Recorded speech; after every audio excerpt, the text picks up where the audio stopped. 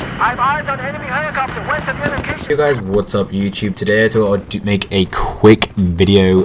Today I'm be talking to you guys about the Xbox One new releases, the Scorpio, the Xbox One Slim, the idea behind the Xbox One, because I do know a lot of people who don't understand the idea of the Xbox One, quite frankly, because it's just not been explained to them. And yeah, I thought today I would clear up the air and explain the Xbox One to you. So without further ado, let's get straight into the video. Now, I'm going to start off with what is the Xbox One, and I'm not talking about the console, I'm talking about the platform.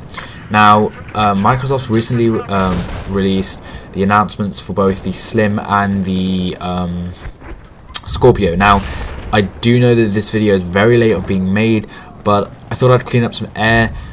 The idea of the Xbox One is basically like a PC platform. It's the one console. The Xbox One, the only one.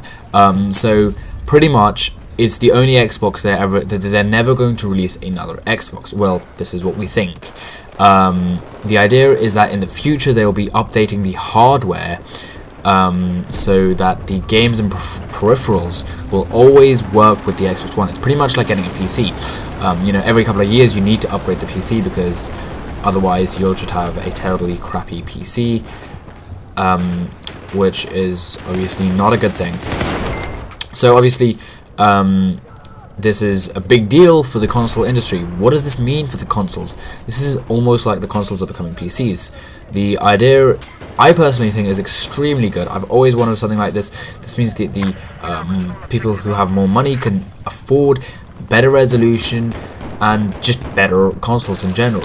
Another thing that makes the console side of this much better, like a lot of the argument was like, this is pretty much turning consoles into PCs. Either way, PCs will still be superior because you can yourselves and stuff. Well, another argument to this would would be that, and this is one of the best things I've ever heard, is that games like Call of Duty and stuff like that, the frame rates will stay the same. Now, this isn't to say that it can't handle it, but the idea is that it's a fair game. For example, me and another guy will have the same latency, I don't know if that's right. Basically the same, like, storm as well. The same, you know, speed. There's no advantage to him having a better console, except he's got better graphics. So what does this mean for the buyer? It means that if you're rich and you're interested, if you're a PC, you're a console enthusiast, but you like the PC platform better because you got better graphics and all that stuff, well, now you can bring it to the console world, which is amazing. And quite frankly, I think this is a step in the right direction for Microsoft, whereas PlayStation are making the horrendous mistake of going backwards with the PS5 coming out soon.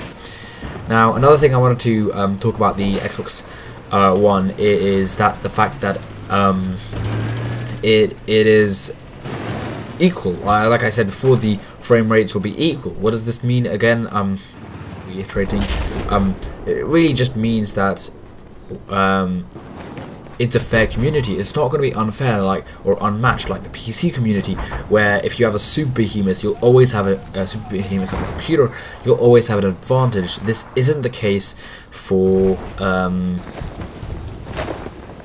console with the new release of the Xbox Scorpio, which is really awesome, and I really am excited to see Xbox One, you know, every couple of years, probably 4 or 5 years, coming out with a new, more powerful console to handle our needs, but not to eliminate them. Because another great thing about this is that most older consoles become obsolete once their next generation is out. For example, the PS3 and Xbox are obsolete already.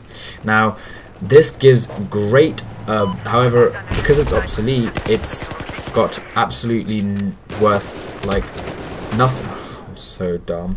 It's worth really not much. So the fact that this is happening drops the price of the current gen console, meaning that, for example, when my brothers, when the next console comes out, I could buy it and I could give this console to my brothers and it would still be in date, it would still work with my friends, and it will just basically mean that it's just nicer experience altogether.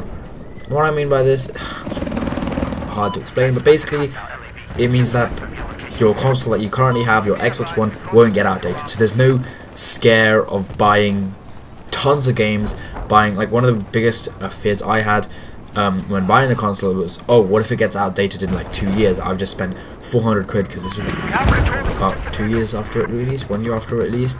So I was like, what if I spend so much money on it and the next one releases soon? Now, that fear has come back with the Slim, but the Slim really isn't that much of an advantage.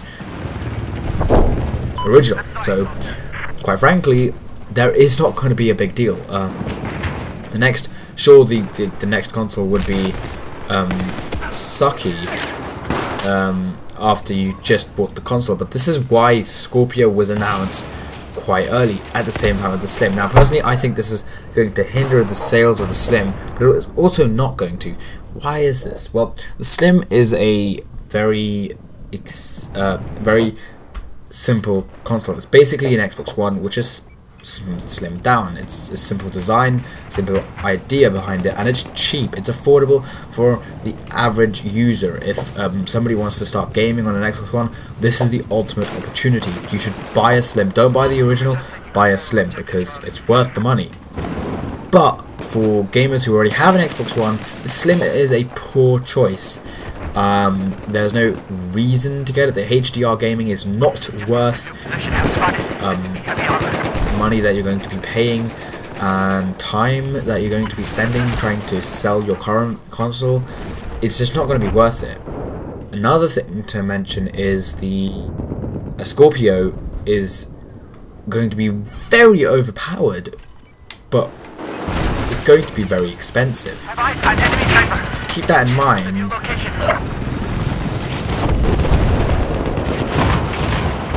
It has, for it to be like PC, you know, standard, mid PC standard, it needs to be very expensive, and I'm assuming over 600 quid. And I'm pretty sure most average gamers aren't ready to fork over that much money.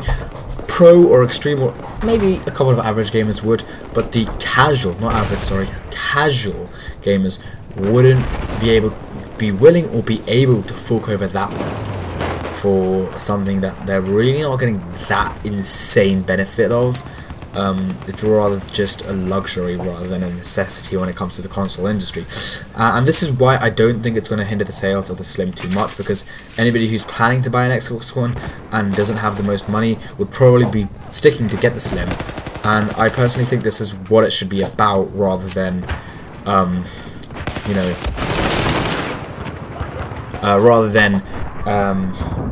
going for the best. It should be going for the one that fits your budget, but it also is fair. One of the reasons people buy such powerful PCs is just to compete at a fair level against their competition.